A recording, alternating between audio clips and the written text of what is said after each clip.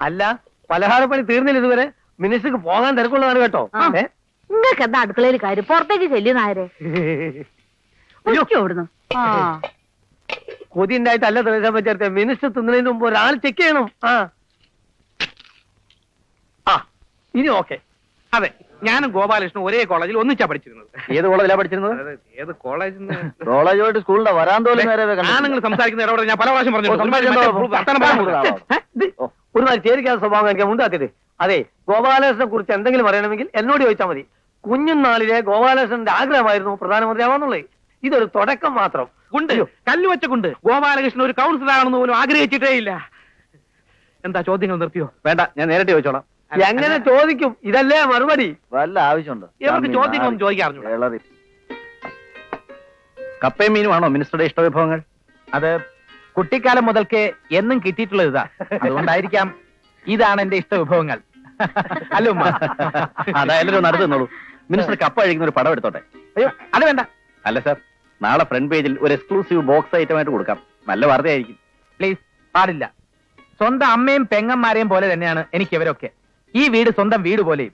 സ്വന്തം വീട്ടിൽ അമ്മയോ പെങ്ങന്മാരോ വിളമ്പിത്തരുന്ന കപ്പയും മീൻകറിയും കഴിക്കുന്നത് പത്രക്കാരെ വിളിച്ചു വരുത്തി വാർത്തയാക്കാമെന്ന് പറഞ്ഞാൽ അതാര് ചെയ്താലും സാമാന്യം പോറാ. ഇത്തരം വില കുറഞ്ഞ പബ്ലിസിറ്റി സ്റ്റണ്ടിലൊന്നും എനിക്ക് താല്പര്യമില്ല. നോ.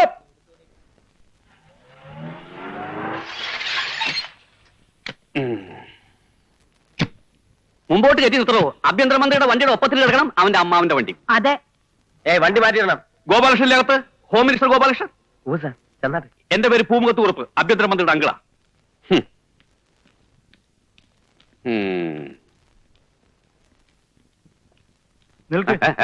മിനിസ്റ്റർ ഫയൽ നോക്കിക്കൊണ്ടിരിക്കുകയാണ്. അങ്കിൾ അങ്കിൾ, ഇത് ആന്റി. അങ്ങോട്ട് മാറടോ. എന്റെ ജോലി പോവോ? Hello, minister ബിസിയാണല്ലോ. മോനെ, ഓ എന്റെ ഭഗവാനെ, എന്റെ ജഗദീശ്വര, ആയുസ് കൊടുക്കണേ.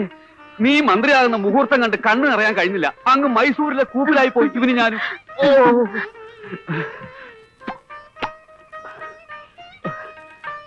എന്നാലെന്താ, ഒക്കെ മനക്കണ്ണില് കണ്ടു ഞാൻ.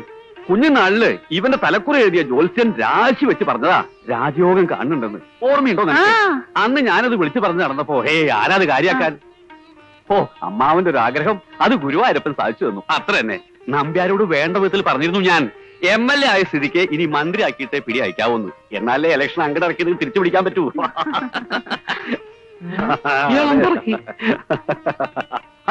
നീ എന്താ മരുമോനെ കണ്ടപ്പോ മതിമറന്ന് നിന്നുപോയോ? എനിക്ക് എന്റെ കുഞ്ഞിനെ കാണണം, എന്റെ കുഞ്ഞിനെ കാണണം, ഗോപാലകൃഷ്ണനെ കാണണം എന്ന് പറഞ്ഞ് എന്തൊരു ബഹളായിരുന്നു. നീ അങ്ങോട്ട് വരുമെന്ന് പറഞ്ഞിട്ട് ആര് കേൾക്കാൻ? എനിക്ക് എന്റെ കുഞ്ഞിനെ അങ്ങോട്ട് എന്ന് കാണണം എന്ന് പറഞ്ഞു ഒറ്റ കരച്ചിൽ. ഇതിപ്പോ ആളെ കണ്ടപ്പോ വിഴുങ്ങസ പറഞ്ഞ് നിൽക്കുക. ഇതാ നിൽക്കണം നിന്റെ മരുമോൻ. അനുഗ്രഹിക്കുക. ഓടിപ്പാഞ്ഞു നടന്നെന്റെ മോൻ വല്ലാതെ അങ്ങ് ക്ഷീണിച്ചു പോയി. എന്റെ കുഞ്ഞിനെ ഗുരുവായൂരപ്പൻ അനുഗ്രഹിക്കണം. എന്താണോ കഫം ഓക്കാനേ ഛർദിക്കാൻ തന്നെ. ആ, ഇനി നിങ്ങൾ എല്ലാവരും ഒന്ന് പുറത്തേക്ക് നിന്നോളൂ. എനിക്ക് ഇവനോട് അല്പം തറവാട്ട് കാര്യങ്ങൾ സംസാരിക്കാണ്ട്. അല്ല, നിങ്ങള് ഓ ആ, ഇനി എന്താ നിനക്കൊന്നും പറയാനില്ലേ മറ്റൊന്നോട്? പറയാനുള്ളതൊക്കെ പണ്ടേ തന്നെ നേരിട്ട് പറഞ്ഞിട്ടുണ്ടല്ലോ, അല്ലേ പ്രസന്ന? ഞാനതൊക്കെ അന്നത്തെ ഒരു കളയടോ. ഇനിയിപ്പോ നിന്റെയും ഗൗരിയുടെയും കാര്യം ഈ തിരക്കിനിടയിൽ വൈകിക്കാതെ തീരുമാനിക്കുക, നടത്തുക. അളിയന്റെ കൺവീനിയൻസ് എങ്ങനെയാന്ന് പറഞ്ഞാൽ മതി. അതെ, ഒന്നുകൂടെ മാറൂ, ഒന്നുകൂടെ മാറൂ. ഇരിക്കുക, ഇരിക്കുക. എങ്ങനെയാ വീണു തുടങ്ങിയോ? ഇതായിരുന്നു നിന്റെ അച്ഛൻ ഗോവിന്ദേട്ടനെയും കുഴപ്പം. ഈ പണത്തിന്റെ കാര്യത്തിൽ പിടിപ്പുകേട്. സാരല്ലേ, അത് മാറ്റിയെടുക്കാം. നമ്മുടെ പ്രസന്നെ കൂടെ കൂട്ടിക്കോ. ക്യാഷ് ഡീലിങ്സ് ഒക്കെ അവൻ ഇരി ചെവി അറിയാതെ നീറ്റായിട്ട് കൈകാര്യം ചെയ്യും. നീ ആ കസേരയിൽ ഇങ്ങനെ വെറുതെ ഇരുന്ന് കൊടുത്താൽ മതി. എഴുന്നേക്കണം. അതായത് എഴുന്നേക്കാൻ. എന്റെ അച്ഛന്റെ പേര് മറന്നിട്ടില്ലല്ലേ? ഭാഗ്യം. ഗോവിന്ദൻ നായർക്ക് പിടിപ്പുകേടായിരുന്നു അത്രേ. ആ മനുഷ്യൻ നിങ്ങൾക്ക് തന്ന സ്നേഹം, വിശ്വാസം, നിങ്ങളുടെ ഭാഷയിൽ പറഞ്ഞാൽ പിടിപ്പുകേട്, അതായിരുന്നില്ലേ ജീവിതത്തിൽ നിങ്ങളുടെ പിടിവള്ളി? പങ്ക് കച്ചവടത്തിനും മരക്കച്ചവടത്തിനും ഒക്കെ കൂട്ടിന് പോയി അവസാനം അച്ഛന്റെ കാൽച്ചുവറ്റിലെ മണ്ണ് വരെ മാന്തിയെടുത്ത് സ്വന്തമാക്കി. ഇനി എന്റെ പിടിപ്പുകേടും കൂടെ മാറ്റിയെടുക്കാൻ സഹായിക്കാമല്ലേ? അമ്മാവ, ഏരപ്പാളി എന്ന് നിങ്ങളുടെ മുഖത്ത് നോക്കി വിളിച്ചിട്ടാ എന്റെ അച്ഛൻ കണ്ണടച്ചത്. ഞാനത് ആവർത്തിച്ചാൽ കുരുത്തക്കേടായി. വേണ്ട, നിനക്കിട്ടൊന്ന് തരണമെങ്കിൽ എനിക്ക് ആഭ്യന്തരമന്ത്രിയുടെ പദവിയൊന്നും ആവശ്യമില്ല. പോകാം. പോവാ. നിന്നെ ആ? പിന്നെ എന്റെയും ഗൗരിയുടെയും കാര്യം അത് എന്റെ കൺവീനിയൻസ് അനുസരിച്ച് ഞങ്ങൾ തീരുമാനിച്ചോളാം. പോണം. ഉം.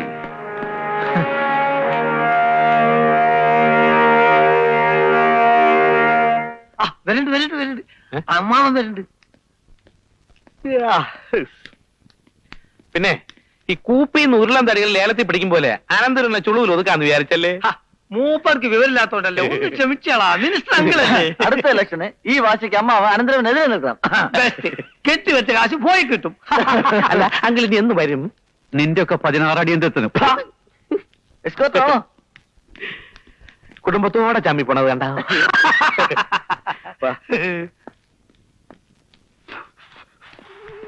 കുറിപ്പീടാ, ഇതെന്നാ പോക്ക? മന്ത്രിക്കുഞ്ഞ് എങ്ങനെയാ, മയത്തിലാണോ? എന്തൊരു സ്നേഹം, വീർപ്പ് മുട്ടിച്ചോളാം. നേരാണോ? അപ്പൊ പഴയതൊക്കെ മറന്നോ? ഒക്കെ മറന്നു. അല്ലെങ്കിൽ ഒന്നും മനസ്സിൽ വെച്ചോണ്ടിരിക്കുന്ന പ്രകൃതക്കാരനല്ല അവൻ. അല്ലേ ചന്ദ്രമതി? ചേട്ടത്തിന് ഓർത്താ ഭയങ്കര സന്തോഷം. മോനെ പ്രസന്ന, എന്തായാലും പറഞ്ഞു അളിയനോട്. പിന്നെ ഒക്കെ പറഞ്ഞിട്ടുണ്ട്. ഇനി ഇദ്ദേഹം അങ്ങോട്ട് ചെന്നേച്ചാ മതി. മതിയല്ലേ? Thank you.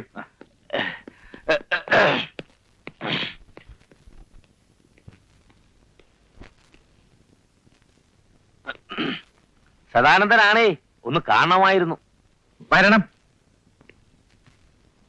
ഇരിക്കൂ. വേണ്ട, നിന്നോളാ. പറയൂ. എന്താ ഇത്, കൈക്കൂലിയോ? അല്ല, അപേക്ഷയാ.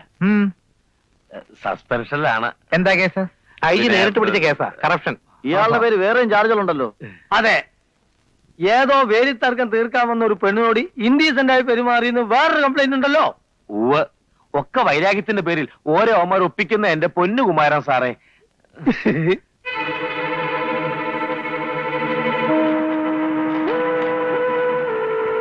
ഇത് ഔട്ട് ഓഫ് ദ വേ ആണ്.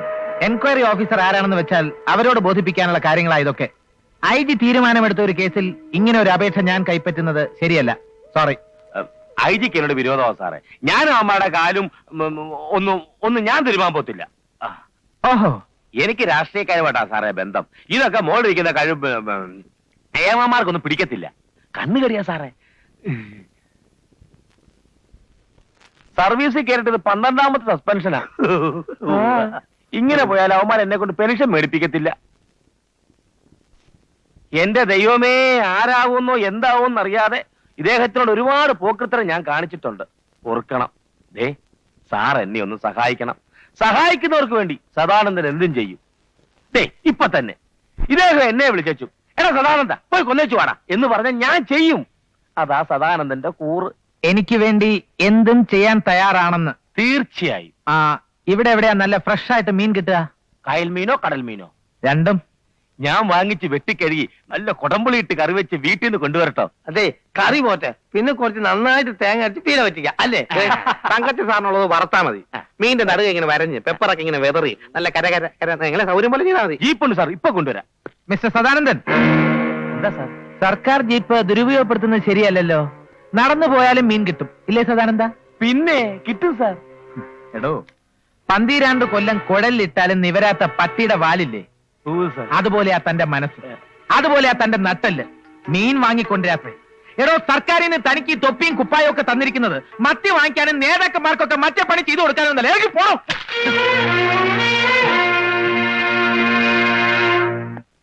കഷ്ടം. എന്നാലും ഗോപേട്ടൻ ഇങ്ങനൊരു ദുഷ്ടനാണെന്ന് ഞാൻ സ്വപ്നത്തിൽ പോലും വിചാരിച്ചില്ല.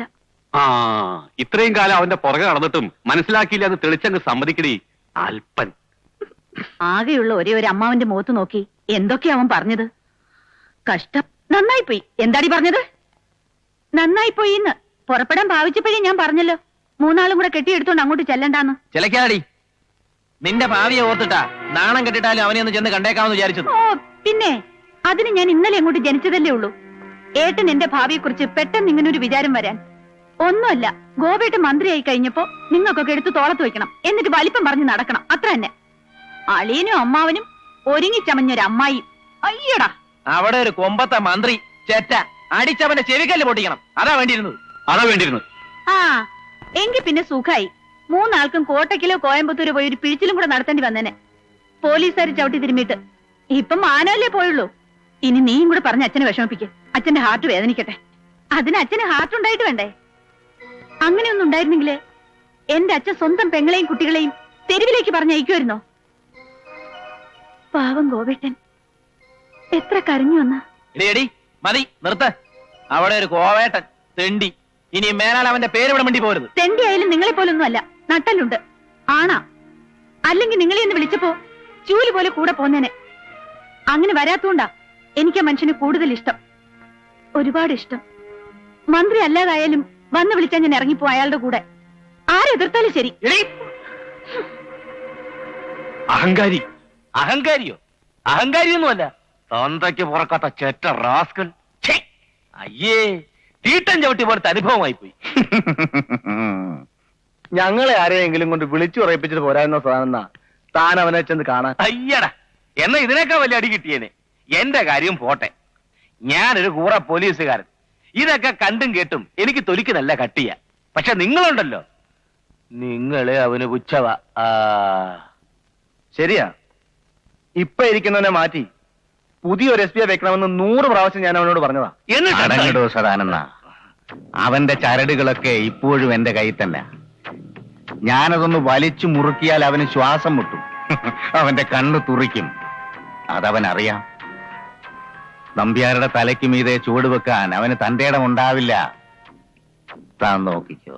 എനിക്കറിയാം മേലെ എന്റെ പൊന്നു സാറുമാരെ. ഏതായാലും അവൻ ഏതാണ്ടൊക്കെ മനസ്സിൽ കണ്ടോണ്ട ഈ കളിയൊക്കെ കളിക്കുന്നത്. അത് ഉറപ്പാണ്, ഉറപ്പ്. അതെ, നിയമം നടത്തുമ്പോ ആരുടെയും തലപ്പൊക്കം അതിനൊരു തടസ്സമാവാൻ പാടില്ല. ആരുടെ തലയ്ക്ക് മീതെയും ചൂടുവയ്ക്കാൻ നിയമത്തിന് കഴിയണം. കമ്മിങ് ടു ദ പോയിന്റ്, കഴിഞ്ഞ 2 വർഷത്തിനിടയിൽ ഈ സംസ്ഥാനത്ത് ഒരുപാട് വർഗീയ ലഹളകൾ നടന്നു. ഇന്റലിജൻസിൽ നിന്ന് വേണ്ടത്ര മുന്നറിയിപ്പ് ഉണ്ടായിട്ടും തീ ആളി പടരുന്നത് തടയാൻ ഗവൺമെന്റിന് കഴിഞ്ഞില്ല. ലേറ്റസ്റ്റ് ഇന്റലിജൻസ് റിപ്പോർട്ടാണ് അമ്പലങ്ങളുടെയും പള്ളികളുടെയും മറവിൽ സംസ്ഥാനത്തെമ്പാടും ആയുധങ്ങൾ കുന്നുകൂടുന്നതിനെ കുറിച്ച്. അതാണ് സർ പ്രശ്നം. എല്ലാം മതവിശ്വാസത്തിന്റെ പേരിലായതുകൊണ്ട്. അമ്പലത്തിന്റെയും പള്ളിയുടെയും മറവിൽ ആയുധങ്ങൾ കൂട്ടുന്നത് മതവിശ്വാസികളല്ല, വർഗീയതയുടെ പേരിൽ പൊട്ടിക്കിളിർത്ത കുറെ പുതിയ നേതാക്കന്മാരാണ് എല്ലാത്തിന്റെയും മുന്നിൽ. പിന്നിൽ അവരെ വെച്ച് സർക്കാരിനോട് യുദ്ധം ചെയ്യുന്ന ചില തടകൊഴിഞ്ഞ രാഷ്ട്രീയക്കാരും. ഈ ജില്ലയിൽ ഇത്തരം ഒരുപാട് പോക്കറ്റ്സ് ഉണ്ട്. അറിയാം, അതുകൊണ്ട് തന്നെയാണ് ക്ലീനിങ് ഓപ്പറേഷൻ ഇവിടുന്ന് തന്നെ തുടങ്ങാമെന്ന് ഗവൺമെന്റ് തീരുമാനിച്ചത്. അവർക്ക് മൂവ് ചെയ്യാൻ കഴിയുന്നതിന് മുമ്പ് ശക്തമായ റെയ്ഡുകൾ ഉണ്ടാവണം. No compromise at any level. But sir, the decision is very sensitive. ചെറുവിരൽ കൊണ്ടൊന്ന് പോറിയാൽ മതി, മതവികാരങ്ങൾ വ്രണപ്പെടുത്തിയെന്നാവും പിന്നത്തെ മുറവിളി. നോ, മതവികാരമല്ല, മതവിശ്വാസമാണ് വലുത്. ഈ ചെറുവിരലൊന്ന് തൊട്ടാലുടനെ മുറിയുന്നത് മതവികാരം അത്ര നേർത്തതായതുകൊണ്ടാണ്. ഒന്ന് മുറിഞ്ഞാലും പെട്ടെന്ന് കരിഞ്ഞോളും. പക്ഷേ മതവിശ്വാസം ഉറച്ചതാണ്, അത് മുറിപ്പെടാൻ അനുവദിച്ചുകൂടാ. That is our stand. Consequences face ചെയ്യാൻ ഗവൺമെന്റ് തയ്യാറാണ്. ലഹള ഉണ്ടായി കഴിഞ്ഞിട്ട് അടിച്ചമർത്തിയെന്ന് അവകാശപ്പെടാൻ വലിയ മിടുക്കൊന്നും വേണ്ട. പട്ടാളം ഇറങ്ങിയ ഒരു ഫ്ലാഗ് മാർച്ച്, പിന്നെ സർവ്വമത സമ്മേളനം, ഭീതിയുടെ നിഴലിൽ ഒരു ശാന്തിയാത്ര, ഇതൊന്നും കൊണ്ട് നഷ്ടപ്പെട്ടതൊക്കെ ആർക്കും തിരിച്ചു കൊടുക്കാൻ കഴിയില്ല. അതിന് ലഹള ഉണ്ടാവുന്നതിന് മുമ്പ് അത് തടയാൻ കഴിയണം. പൊളിറ്റിക്കലായിട്ട് പലതരത്തിലും ഇടപെടലുണ്ടാവും. Just don't care. രാഷ്ട്രീയമല്ല, ജനമാണ് വലുത്. And people want action. Go ahead.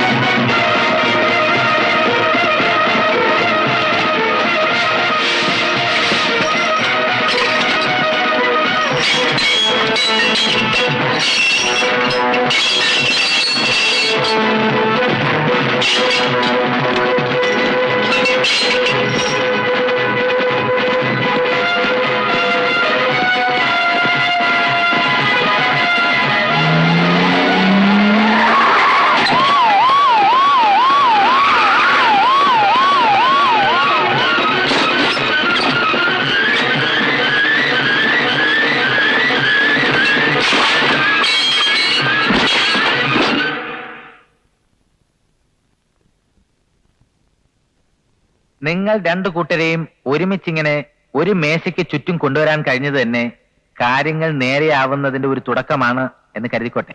അങ്ങനെ കണക്കാക്കണ്ട, നേരെയാവുന്നുണ്ടോ ഇല്ലയോന്ന് ഇത് കഴിയട്ടെ, എന്നിട്ട് തീരുമാനിക്കാം. നിങ്ങൾ 2 കൂട്ടരും വിചാരിച്ചാൽ നേരെയാവാത്ത ഒരു പ്രശ്നവും നമ്മുടെ മുന്നിലില്ല. നിങ്ങൾ സഹായിച്ചാൽ. സഹായിക്കാനല്ലേ ചിലതൊക്കെ പറയാനാ വന്നത്. റെയ്ഡിന്റെ പേരിൽ നടക്കുന്ന തോന്നിവാസങ്ങളെ കുറിച്ച് അമ്പലങ്ങളിൽ കയറി ആയുധം പിടിക്കാൻ നിങ്ങൾക്കാരാഹേ അവകാശം തന്നത്? എല്ലാ അമ്പലങ്ങളുടെയും രക്ഷാധികാരിയായി അങ്ങേക്കാരാണ് നിയമനം തന്നത് എന്നൊരു മറുചോദ്യമുണ്ട്. ചോദിക്കുന്നില്ല. ചിലയിടത്തെങ്കിലും ആയുധങ്ങളുണ്ട് എന്ന് സ്വാമിജി സമ്മതിച്ചല്ലോ, അത് മതി. സ്വാമിജിയുടെ ഇന്നലത്തെ തീപ്പൊരി പ്രസംഗത്തിന്റെ കാസറ്റ് പോലീസുകാർ എന്നെ കൊണ്ടുവന്ന് കേൾപ്പിച്ചു. ഇന്നത്തെ പത്രപ്രസ്താവനയും വായിച്ചു. മനഃപൂർവ്വം വിശ്വാസികളെ തെറ്റിദ്ധരിപ്പിക്കുകയാണ് അങ്ങയുടെ ലക്ഷ്യം. ആയിരക്കണക്കിന് ക്ഷേത്രങ്ങളുണ്ട് ഈ സംസ്ഥാനത്ത്. ക്ഷേത്രങ്ങളിലല്ല പോലീസ് കയറിയത്. ക്ഷേത്രങ്ങളുടെ മറവിൽ ചിലർ പടച്ചുണ്ടാക്കിയ സങ്കേതങ്ങളിലാണ്. അവിടെ നിന്നെല്ലാം ആയുധങ്ങൾ പിടിച്ചെടുക്കുകയും ചെയ്തു. ശരിയല്ലേ? അല്ല, അമ്പലത്തിന്റെ കാര്യം പിടിയുന്നേ നിങ്ങളെ പോലീസിന്റെ നമ്മൾ പള്ളി കയറിയത് ഇല്ല, ഒരു പള്ളിയിലും പോലീസ് കയറിയിട്ടില്ല. മതവൈരം വളർത്താൻ വേണ്ടി നിങ്ങൾ ഉണ്ടാക്കിയ സംഘടനയുടെ ചില താവളങ്ങൾ, അവിടെ റെയ്ഡ് നടന്നിട്ടുള്ളൂ. മറിച്ച് തെളിയിച്ചാൽ അന്ന് രാജിവെക്കാൻ ഞാൻ തയ്യാറാണ്. പിന്നൊരു കാര്യം, ആരാധനാലയങ്ങൾ അത് അമ്പലമായാലും പള്ളിയായാലും ആയുധ പൂജയ്ക്കുള്ള സ്ഥലങ്ങളല്ല. ഒരമ്പലത്തിലും കയറി ഒരു വിഗ്രഹവും ആരും പിടിച്ചെടുത്തിട്ടില്ല. വിശുദ്ധിയുടെ ഒരണു പോലും കളങ്കപ്പെടുത്തിയിട്ടുമില്ല. നിങ്ങൾ രണ്ടാളുടെയും ബന്ധങ്ങളെക്കുറിച്ച് പോലീസിന് കൃത്യമായ വിവരങ്ങൾ കിട്ടിയിട്ടുണ്ട്. നിങ്ങൾ രണ്ടു കൂട്ടരുടെയും പിന്നിൽ നിന്ന് കളിക്കുന്നത് ഒരാളാണ്. എന്നെ തോൽപ്പിക്കാൻ നിങ്ങളെ വെച്ച് കളിക്കുന്നതും അയാൾ തന്നെയാണ്. നിങ്ങളെ ജയിപ്പിച്ചത് മന്ത്രിയാക്കിയതൊക്കെ അയാൾ തന്നെയല്ലേ? അപ്പോ ആളാരാണെന്ന് നിങ്ങൾ തന്നെ പറഞ്ഞു അല്ലേ? എന്നെ ജയിപ്പിച്ചത് നിങ്ങൾ ഉദ്ദേശിക്കുന്ന ആളല്ല. എന്നെ ജയിപ്പിച്ചത് ജനങ്ങളാണ്. നമ്പ്യാരോടല്ല, ജനങ്ങളോടാണ് എന്റെ കടപ്പാട്. പിന്നെ നിങ്ങൾ രണ്ടാളുകളുടെയും ബാക്ക്ഗ്രൗണ്ട്സ് പോലീസ് ട്രേസ് ചെയ്ത് കഴിഞ്ഞു. ബോംബെയിൽ നിന്ന് കേരളത്തിലേക്ക് കൂടുമാറുന്നതിന് മുമ്പ് 3 തവണ കള്ളക്കടത്തിന് അറസ്റ്റിലായിട്ടുണ്ട് നിങ്ങൾ അല്ലേ? സ്വാമിജിക്കുമുണ്ട് വിദേശ ബന്ധങ്ങൾ. പക്ഷെ പിടിയിലായത് ഒരിക്കൽ മാത്രം. അത് മയക്കുമരുന്നുമായി ബന്ധപ്പെട്ട്. മത നേതാക്കളുടെ വേഷം കെട്ടിയിറങ്ങിയാൽ നിങ്ങൾ ആർക്കും ഒരിക്കലും തിരിച്ചറിയാനാവില്ലെന്ന് കരുതിയോ? യഥാർത്ഥ മത നേതാക്കന്മാർ വേറെയുണ്ട്. മതത്തിന്റെ പേരിൽ ജനങ്ങളെ തമ്മിൽ തല്ലിക്കാൻ അവർ ഒരിക്കലും തയ്യാറാവില്ല. ഭൂരിപക്ഷം വിശ്വാസികളും അവരുടെ കൂടെയാണ്. നിങ്ങളുടെയൊക്കെ കൂടെ കുറെ ആന്റി സോഷ്യൽസും ക്രിമിനൽസും മാത്രമേ ഉള്ളൂ. എനിക്കൊന്നേ പറയാനുള്ളൂ, അത് നിങ്ങൾക്കൊരിക്കലും മനസ്സിലാവുകയുമില്ല. എല്ലാ ആരാധനാലയങ്ങളും എല്ലാവർക്കും കയറാൻ തുറന്നു കൊടുക്കുന്ന ഒരു കാലം വരും. അമ്പലമെന്നോ പള്ളിയെന്നോ ഭേദമില്ലാതെ ഹിന്ദുവും മുസൽമാനും ക്രിസ്ത്യാനിയും അന്യോന്യം വാതിൽ തുറന്നു കൊടുക്കും. അമ്പലത്തിനും പള്ളിക്കും വേണ്ടി തമ്മിൽ തല്ലി മരിക്കാൻ ആള് കിട്ടാതെ വരും. അന്ന് ജനം നിങ്ങളെപ്പോലുള്ളവരെ തിരിച്ചറിയും. അന്ന് നിങ്ങൾക്കൊക്കെ ശിക്ഷ വിധിക്കുന്നതും ജനങ്ങൾ തന്നെ ആയിരിക്കും. കഴിഞ്ഞ പ്രസംഗം കഴിഞ്ഞു, ഇനി പ്രവൃത്തിയാണ്.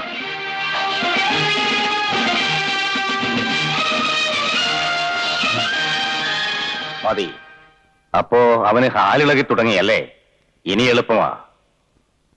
റെയ്ഡുകൾ നടക്കട്ടെ. അമ്പലങ്ങളിലും പള്ളികളിലും പോലീസിന്റെ തേർവാഴ്ചയെന്ന് നമ്മൾ ഇനിയും കൊട്ടിഘോഷിക്കും.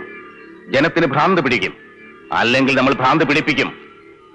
ഈ കേരളത്തിൽ വർഗീയത പറഞ്ഞ കാലണക്കി വെക്കില്ലെന്ന് നിങ്ങൾ വിശ്വസിച്ചിരുന്നില്ലേ? എന്നിട്ട് എന്തായി? മുക്കിന് മുക്കിന് കലാപങ്ങൾ നടന്നില്ലേ? കമ്പും വടിവാളുമൊക്കെയായി നടന്നവർക്ക് ഇപ്പൊ കൈത്തോക്കും നാടൻ ബോംബും വേണം. കേരളത്തിൽ നമ്മുടെ ബിസിനസിന്റെ ലാഭം തുടങ്ങുന്നത് അവിടെ ആയിരിക്കും. നോക്കിക്കോ. കലാപങ്ങൾ വളർത്തിയെടുക്കുന്നതിൽ നമ്മൾ വിജയിച്ചാൽ കൈത്തോക്കും നാടൻ ബോംബും ഒന്നും പോരാതെ വരും. സ്വാമി, ഞാൻ പറഞ്ഞിട്ടില്ലേ, രാഷ്ട്രീയത്തെക്കാൾ എനിക്ക് കമ്പം ആയുധക്കമ്പോളമാണ്. വർഗീയതയുടെ പേരിൽ ജനങ്ങൾ തമ്മിൽ തല്ലട്ടെ. കാശ്മീരിലെയും പഞ്ചാബിലെയും പോലെ ഇവിടെയും വേണ്ടിവരും വിദേശ തോക്കുകൾ. അവർക്കു വേണ്ടി AK-47 കലാഷ്നിക്കോവ് തോക്കുകളും ഇമ്പോർട്ട് ചെയ്യുന്നത് നമ്മളായിരിക്കും, നമ്പ്യാരായിരിക്കും. വെറുതെ അല്ല, വിലയ്ക്ക്, ലക്ഷങ്ങളുടെ വിലയ്ക്ക്.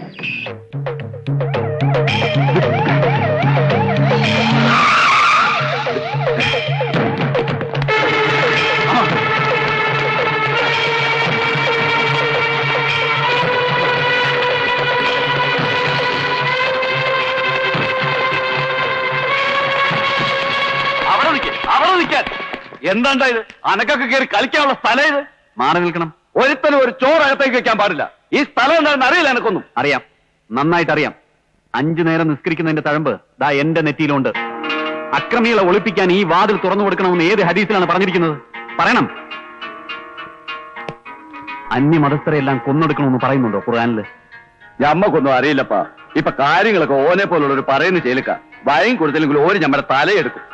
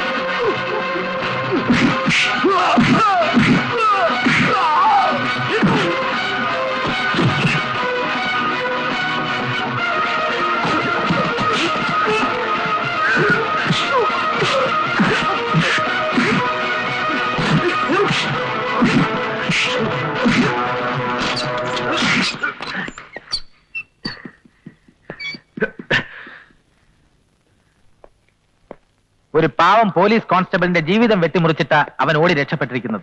Sorry sir. ക്ഷമാപണം കൊണ്ടൊന്നും ആവുന്നില്ല ഇക്ബാൽ. അവനെ പിടികൂടിയേ തീരൂ. അവനെ ആരാണ് ഒളിപ്പിച്ചിരിക്കുന്നത്? എവിടെയാണ്? നിങ്ങൾക്കൊരു ഇൻഫർമേഷനും ഇല്ലേ? പിന്നെ അതറിഞ്ഞാൽ സാർ ഒരുപക്ഷെ. നോ, എനിക്കറിയണ്ട. അവൻ എവിടെ ഉണ്ടെങ്കിലും ശരി, പ്രൊട്ടക്ട് ചെയ്യുന്ന ആരായാലും ശരി, you must do your duty. Sir. Right.